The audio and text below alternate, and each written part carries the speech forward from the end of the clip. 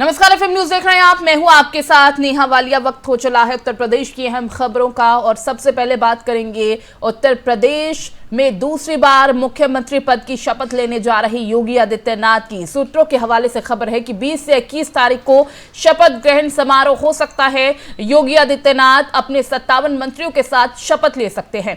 कल योगी ने पूरे दिन बीजेपी के बड़े नेताओं से मुलाकात की, बातचीत की। आज दूसरे दिन भी मुलाकात का सिलसिला यूं ही जारी रहेगा। आज योगी राष्ट्रपति रामनाथ कोविंद से मिलेंगे। सूत्रों की माने तो दिल्ली में अगली सरकार के कैबिनेट का पूरा खाका तैयार किया जा रहा है।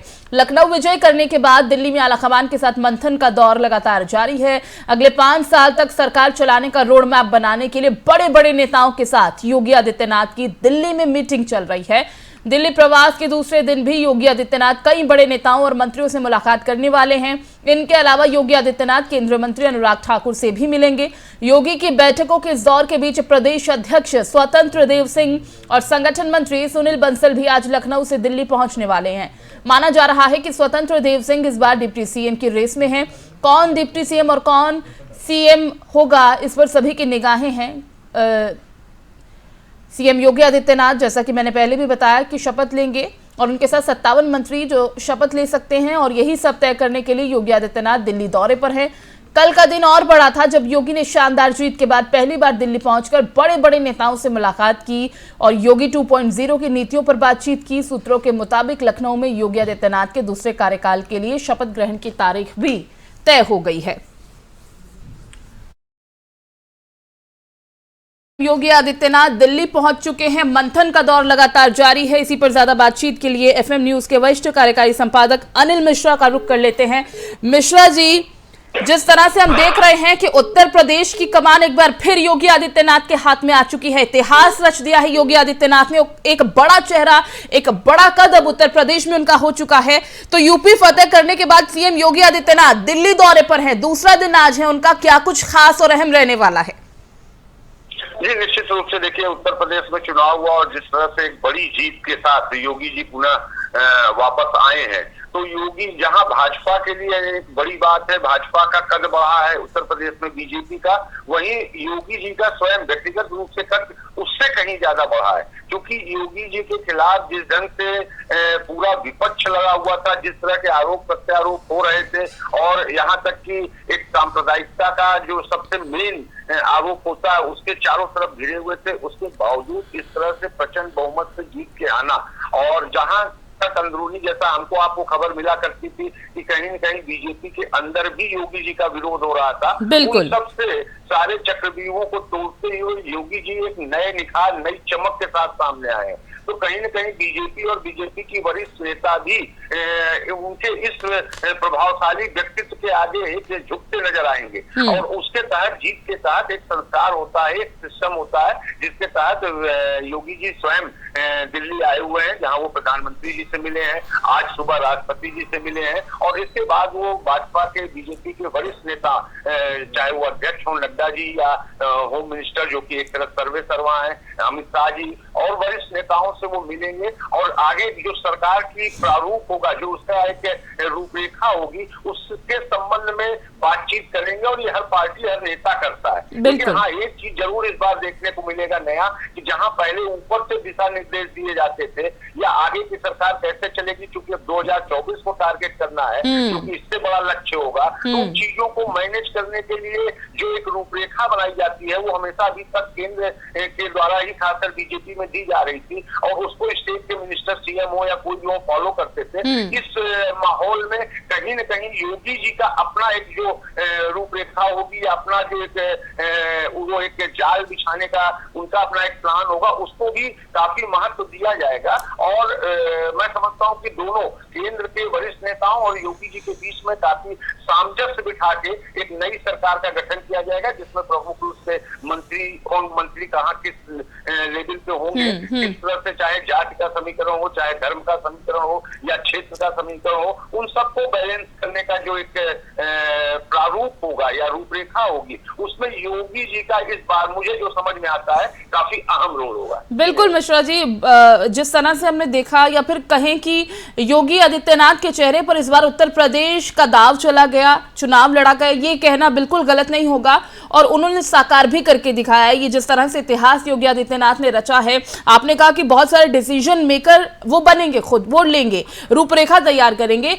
ऐसे में 2024 को अगर साधना है तो अभी से कोशिशें और कवायद तेज है, मंथन का दौर लगातार जारी है। अनिल जी, मैं ये आपसे समझने की कोशिश करूंगी, मंत्रिमंडल के विस्तार को लेकर इस बार किस तरह की आपको लगता है कि फेरबदल की जाएगी, क्योंकि केशव प्रसाद मौर्य की अगर हम बात करें तो वो अपनी सीट से चुनाव हार गए हैं, कोई बड़ी जिम्मेदारी उन्हें सौंपी जा सकती है। 2 डिप्टी सीएम पिछली बार थे, इस बार कितने होंगे ये भी सवाल है। और इस बार स्वतंत्र देव सिंह का नाम भी डिप्टी सीएम की रेस में सामने आ रहा है, आगे आ रहा है। किस तरह के फेरबदल की आपको संभावना लगती है, आपका आंकलन क्या कहता है? जी बिल्कुल ठीक कहा। जिस ढंग से एक प्रचंड जीत के साथ आए हैं तो जो एक राजनीतिक पार्टियों पर, खासकर जो बहुमत के बहुत करीब होते हैं, उन पर एक जो मंत्रिमंडल गठन के वक्त प्रेशर होता है कि साधने का, कि इनको नहीं अगर देते हैं तो ये समुदाय या ये वर्ग या ये जात के लोग हमसे नाराज होंगे, टूटने की, तो वो डर तो बिल्कुल सरकार के पास इस बार रहेगा ही नहीं। जैसा पिछली बार था उसी तरह लगभग थोड़ा सीटें जरूर कम हुई हैं, लेकिन एक प्रचंड बहुमत के साथ है, तो कोई एक योगी जी या बीजेपी के ऊपर कोई सरकार के गिरने न गिरने या सामंजस्य न बिठाने का कोई प्रेशर नहीं रहेगा, दबाव नहीं रहेगा। हाँ, उसके बावजूद चूंकि अब सीधा निशाना 2024 होगा, 2022 का किला फतह कर लिया है और अच्छी मजबूत स्थिति में फतह किया है। निश्चित रूप से योगी जी और बीजेपी के वरिष्ठ नेता खासकर मोदी जी, अमित शाह या नड्डा का पूरा प्रयास होगा कि अभी से, आज की डेट से, और जिसके लिए बीजेपी एक तरह से जानी भी जाती है कि वो पर डे, वो एक दिन वो चुनाव की तैयारियों में लगे हैं, तो उस प्रयास के तहत कैबिनेट का भी गठन किया जाएगा। और उस कैबिनेट में जहां पिछली बार 2 सीएम बनाए गए थे, जैसा पूरे 5 साल चर्चाओं का दौर था, केशव प्रसाद मौर्य को हो या बाद में अगर आप देखे हो तो AK शर्मा को भेजा गया था, तो योगी जी के खिलाफ या योगी जी को कुर्सी से हटाने का या योगी जी को कमजोर करने का कहीं न कहीं पार्टी के अंदर भी और पार्टी के बाहर भी प्रयास होता रहा है। तो उन प्रयासों से कहीं न कहीं जो पुराने मुद्दे थे, पुराने लोग थे, उनसे कहीं न कहीं चुनाव के बाद उनको निजात मिली है, क्योंकि योगी जी निखर कर आए हैं। और खासकर जो लोग प्रयास कर रहे थे उस कुर्सी तक पहुंच बनाने के लिए, उनको कहीं न कहीं हार का मुंह देखना पड़ा है। जैसा कि केशव प्रसाद मौर्य का आपने नाम लिया और साथ में 11 मंत्री इनके लगभग चुनाव हारे हैं। बिल्कुल। तो उस दिशा में देखा जाए तो योगी जी के लिए रास्ता कहीं न कहीं क्लियर है, साफ है, लेकिन योगी जी इस बार अपने प्रभाव को और अपने कार्यशैली को और मजबूत ढंग से जनता तक पहुंचाने के लिए या करने के लिए एक प्रयास करेंगे और उस प्रयास के लिए अपने मन माफिक अपना मंत्रिमंडल का गठन करना चाहेंगे, जिसके लिए मैं समझता हूं शायद वो इस बार केंद्र में बैठे वरिष्ठ नेताओं में या जो कार्यकारिणी समिति है या जो भाजपा की कोर कमेटी है उस पर जरूर दबाव बनाएंगे। हाँ, रही बात कितने डिप्टी सीएम होंगे, जैसा भी चर्चा छन छन कर आ रही है, खबरें आ रही हैं कि शायद इस बार कोई डिप्टी सीएम न हो, क्योंकि जो डिप्टी सीएम का पद पिछली बार एक बैलेंस करने के लिए चीजों को दिया गया था, वो मजबूरी शायद इस बार न रहे और योगी जी के आगे खड़े होने का यूपी में अब बीजेपी के कोई भी वरिष्ठ नेता या कनिष्ठ नेता की शायद हिम्मत न पड़े तो वो इनकी कुर्सी की तरफ आंख उठा सके, जिससे एक निश्चिंतता का भाव जो योगी जी के अंदर दिखेगा या दिख रहा है, वो उन परेशानियों को दूर करेगा जिन परेशानियों से पिछली बार लड़कर निखर कर सामने आए हैं। तो अब सीएम, डिप्टी सीएम कितने होंगे या उन डिप्टी सीएम को, जैसा हम लोग के पास जानकारी आ रही है, उन लोगों को कैबिनेट मंत्री का दर्जा देकर उनको संतुष्ट किया जाएगा और ओवरऑल कैबिनेट बैठाई जाएगी। तो 2024 तक मोदी जी की जो एक रूपरेखा है विकास की, उसमें एक सक्षमता के साथ कार्य कर सके। चलिए, बहुत बहुत शुक्रिया मिश्रा जी तमाम जानकारी के लिए। तो आपको बता दें कि बीजेपी ने राज्य में 403 सदस्यीय विधानसभा के लिए हाल ही में हुए चुनावों में 255 सीटों पर जीत हासिल की है। 2 सहयोगी दलों ने 18 सीटें जीती हैं और राजनीतिक विश्लेषकों का मानना है कि इस जीत के साथ योगी आदित्यनाथ का कद बढ़ा है, क्योंकि राज्य में बीजेपी को फिर जिताने के प्रयासों में केंद्र में उनका अहम रोल और नेतृत्व था।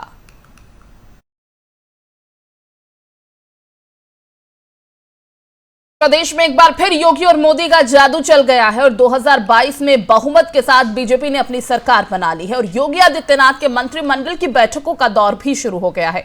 अब ऐसे में सवाल ये उठता है कि मंत्रिमंडल में संभावित चेहरे क्या कौन कौन से हो सकते हैं, जिसमें Keshav Prasad Maurya, Satish Mahana, Baby Rani Maurya, Surya Pratap Shahi, Brajesh Pathak, Shrikant Sharma, Siddharthnath Singh, Ashutosh Tandon, doctor Sanjay Nishad, Anurag Singh, T Ram, Sandeep Singh, Neelkanth Tiwari, Anil Rajbhar, doctor Mahendra Singh, Mohsin Raza, असीम अरुण, श्रवण कुमार निषाद, अंजुला माहौर, राजेश्वर सिंह, सुरेंद्र कुमार कुशवाहा, अदिति सिंह, आशीष पटेल, महेश त्रिवेदी, दयाशंकर सिंह, संजय सिंह गंगवार और गिरीश चंद्र यादव जैसे नाम शामिल हैं।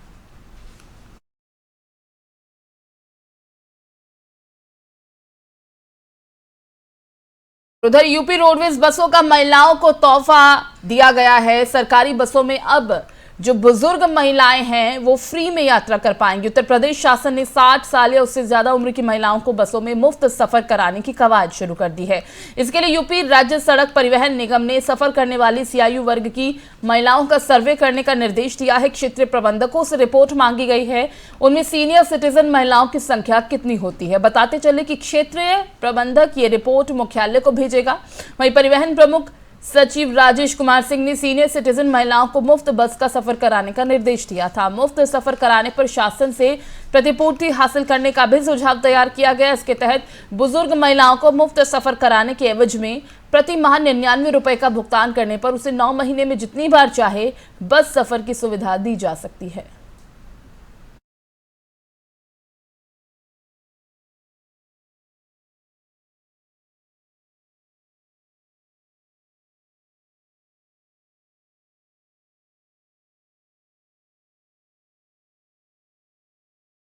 खबर बहराइच से, जहां पुरैनी बहरमपुर में लगी अचानक आग से 5 परिवारों की गृहस्थी जलकर राख हो गई है। अग्निकांड के पीड़ितों की मदद के लिए किसान नेताओं ने हर संभव मदद का भरोसा दिया है। बताते चले कि भारतीय किसान यूनियन जिलाध्यक्ष मोहनलाल वर्मा, बीजेपी नेता चौधरी पूरन सिंह, डॉक्टर अमरनाथ विश्वकर्मा, कमरुद्दीन राशिद, इन्होंने पीड़ितों के घर पहुंचकर लाई, चूना, गुड़, कंबल, तेल और खाने पीने के सामान और बर्तन वितरित करते हुए हर संभव मदद का आश्वासन दिया। आग लगने से नहीं पूरा घर जल गया। किसान यूनियन तरफ से और सभी आपके लोग से बहुत सहमता दिया है। बहुत कुछ मिला, कम्बल भी मिला, लैया चूरा मिला, चावल, आटा, तेल, लोन मिला, गल्ला भी मिला, आज भी बर्तन मिल रहा है। सरकार से क्या मांग है? सरकार से हमें बैठका दी चाहिए, आवाज चाहिए, हमें बैठक चल जाए बस। जब आग लगी उसके बाद कोई प्रशासनिक अधिकारी मौके पर आया?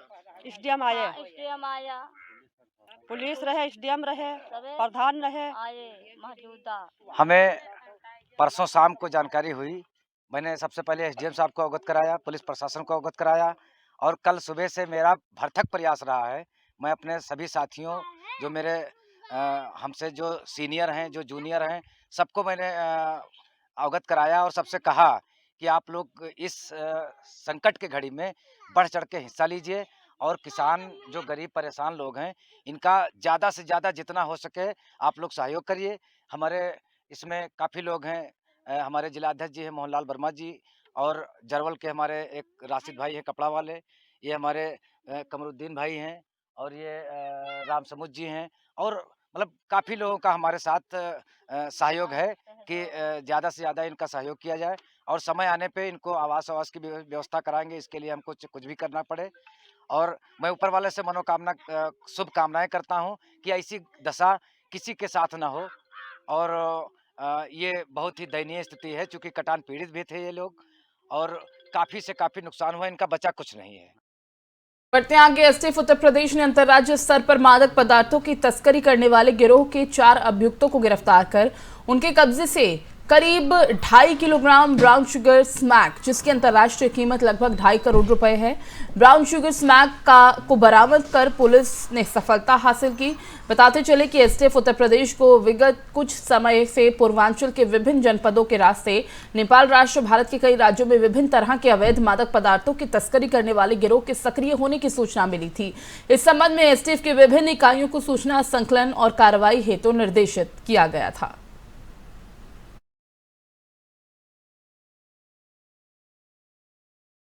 के आदमपुर थाना क्षेत्र के गांव में घर में अकेली सो रही 25 वर्षीय महिला की अज्ञात आरोपी ने हत्या कर दी। बता दें कि अमरोहा जनपद के आदमपुर थाना क्षेत्र के गांव में रहने वाली एक किसान ने बताया कि जब वो अपने खेत से वापस अपने घर आया तो उसने अपनी पत्नी को नग्न अवस्था में देखा। उसकी लाश वहां पर थी, जिसकी ईंट से कुचलकर हत्या कर दी गई थी। उसने इस पूरे मामले में आरोप लगाया है कि उसके साथ दुष्कर्म करने के बाद आरोपी ने उसकी हत्या की। इस मामले में जानकारी मिलने के बाद गांव में सनसनी फैल गई। मामले की जानकारी मिलने के बाद पुलिस ने मौका मुआयना किया और मृतक महिला के शव को कब्जे में लेकर अमरोहा पोस्टमार्टम हाउस रेफर किया। थाना आदमपुर ग्राम खरपड़ी में एक महिला का शव घर में मिला है अपने। अभी तहरीर प्राप्त नहीं हुई है, पोस्टमार्टम कार्रवाई की जा रही है, उसके बाद अग्रिम कार्रवाई की जाएगी। थाना आदमपुर रेलवे ट्रैक के पास सेल्फी लेने के चक्कर में मेरठ के 2 युवक ट्रेन की चपेट में आ गए। ट्रेन की चपेट में आने से दोनों युवकों की मौके पर मौत हो गई। बताते चले कि दोनों युवकों का नाम समीर और शाबान बताया गया। दोनों की उम्र लगभग 20 साल के आसपास थी। दोनों युवक बारात में शिरकत करने के लिए गाजियाबाद आए हुए थे। शादी में शिरकत करने के बाद दोनों युवक घर वापस जा रहे थे। उस दौरान बीच में आए रेलवे ट्रैक के पास दोनों सेल्फी लेने लगे। बताते चले कि युवक जिस ट्रैक पर सेल्फी ले रहे थे उससे ठीक पास वाले ट्रैक से ट्रेन जा रही थी। दोनों ने ट्रेन के साथ सेल्फी लेने की कोशिश की, लेकिन जिस ट्रैक पर वो खड़े होकर सेल्फी ले रहे थे उस पर भी अचानक ट्रेन आ गई, जिससे दोनों की दर्दनाक मौत हो गई। घटना की सूचना जैसे ही शादी समारोह में मौजूद बागी लोगों को लगी, शादी समारोह में गम का माहौल छा गया।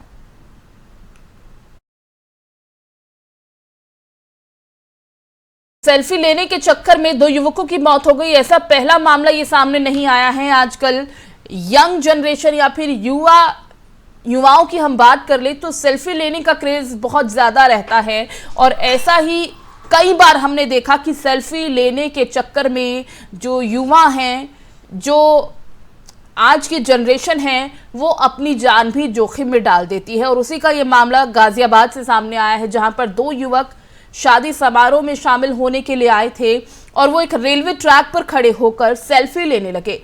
सेल्फी लेते वक्त दूसरे ट्रैक पर ट्रेन आ गई। वो ट्रेन के साथ सेल्फी लेने की कोशिश कर रहे थे और जिस ट्रैक पर वो खुद खड़े थे उसी ट्रैक पर एक और ट्रेन आ गई, जिसकी वजह से वो दोनों हादसे का शिकार हुए। ट्रेन की चपेट में आने से दोनों युवकों की मौके पर ही मौत हो गई और जैसे ही घर में इस बात का पता चला, शादी का माहौल था और पूरा माहौल गमगीन हो गया।